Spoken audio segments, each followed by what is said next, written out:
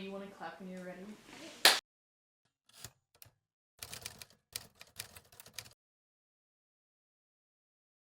Starting this one thing, it's like, oh, that's cool. Oh, but there's this other, and now there's and then it's like, oh, I can look things up. At 10 years old for my 10th birthday, I got an iPod Touch, and that was Pandora's box for me. That opened the floodgates to the person that I am today. Was deciding that instead of a bunch of small gifts, I wanted to get an iPod Touch. Yeah. So I got my first phone before I was in middle school. I was definitely like 8 to 10. The internet, a portal to an infinite amount of information, stories, and people. Today, most kids see a screen before they can walk or talk. But how has this fast evolving technology affected the kids who grew up with it? And what was it like for the parents who had to navigate this wild web? Amy Parks, 49. Matt Parks, 46. My name is Aaron Kennedy. I'm 41 years old. My name's Samantha Kennedy. I am 40. I didn't really have an Atari, and there was no internet. VHS, video cameras, no internet till I was a senior in high school. I wouldn't really say that I grew up with any form of internet. The earliest I can remember getting online was 7th or 8th grade. And then I had a friend in school, and I got on a chat room at her house in probably like 7th or 8th grade. That was early. I don't really remember being on the internet until like, I think my sophomore, junior year in high school, we started looking online to like research stuff for debate. The internet very rapidly grew in the late 1990s and throughout the early 2000s, after most of our parents were almost or already into adulthood, and ways to access people opened up more than before. We became more tech savvy than them very quickly. Right. We had all the time on our hands to sink into fixing this on the computer and working with this update. Official Puppet Master, and today I'm going to be doing YouTube Let's Plays of like Animal Jam. They are private, but Animal Jam? It's the unofficial Puppet Master, and today I'm going to be doing Animal Jam again. Now I installed a new screen capture recorder app, so let me know what you think. Crazy. However, this was actually kind of a jarring experience I did have. So I had that YouTube channel, and obviously it didn't get that much traction. But I did have one video that got 3.6 thousand views. Which one? So it was a reaction video as well as a like Slither.io video. Comments? There were hate comments that I got. Like I got a comment of someone calling me a slut.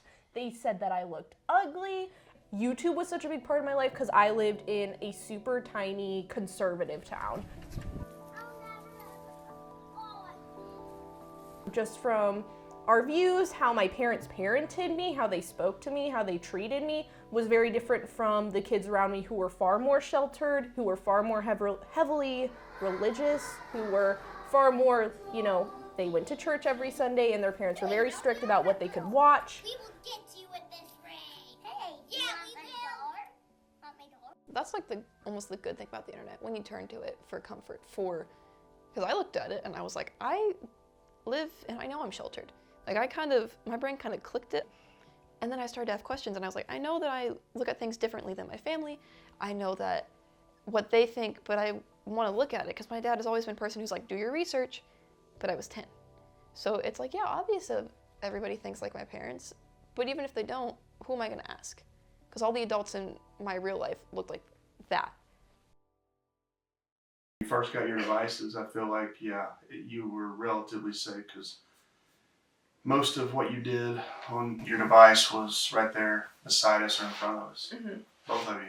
I think you knew more than us about it, and we're a little pretty sneaky. Looking back, I guess in my mind, I thought you were fine. They just never would really go through it.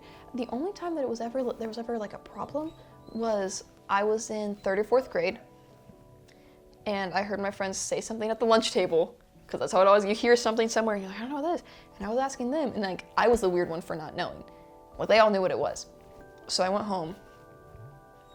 It was sex. And I just heard my friends at the lunch table say sex, and one of them mentioned like a condom. And I was like, what is that? So I went home and I just Googled sex. I just didn't know anything. So I Googled that, found myself on a place I should not have been, should not have been able to access that easily. And I hear my parents' door open.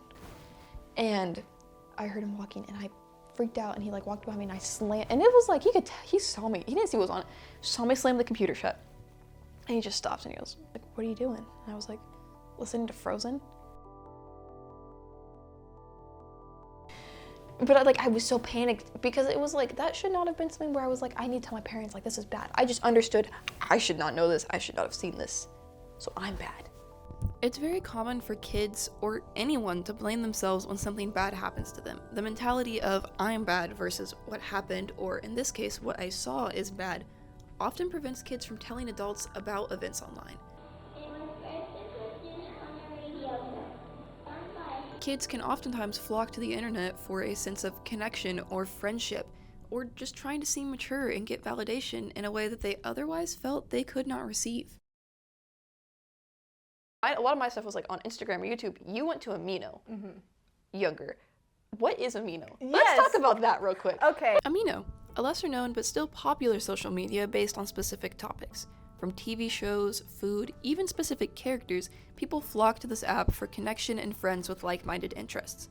Their guidelines are largely up to whoever the moderation team is, and that moderation team can very easily change. And as a moderator, it's not a fake role. You are actually responsible for things. You have the ability to disable posts, and so at the ripe age of 10, I had put myself in a position where I was responsible for disabling posts if we deemed them to not have enough sentences. That was a big thing. A lot of them had different guidelines for what counts as spam. So oftentimes I was disabling posts and then messaging them privately to say, hey, your post isn't long enough. We consider this spam. Please change or remove it. And oftentimes I was met with curse words. People weren't very kind to me about it.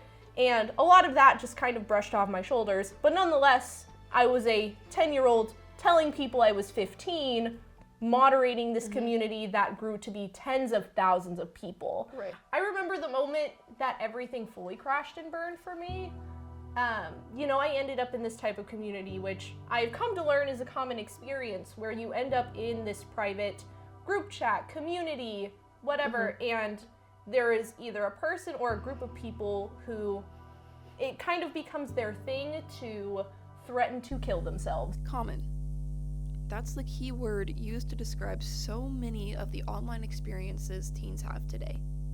People who grew up during the internet boom have more in common than just technology. Years and years down the line, I've learned that, this kind of head honcho who I thought was 21 and lived with these people, she might have been 14. So she's 14 years old, absolutely terrorizing this group of 3 or 4 of us that were 10 years old, that were my age. But they sent a photo with blood on the floor. They said that her mom was giving her her heart for surgery and that she died for 2 minutes and was in a coma now. She was in a coma now, but she's texting. It was her sister. Oh. Well, it was other accounts. Oh. Yes, it was other entire. Oh, she went deep with it. Yes, because Oh, it was wow. other people in her in-person life that were also in this virtual community. Just terrorizing. Yes.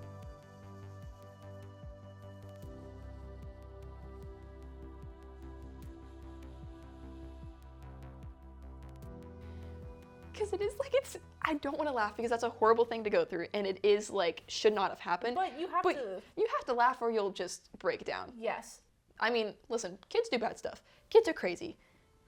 They're kids. That's what happens. Which is why I think I'm so strongly of, please calm down and talk to your kids. Hit you with this ring.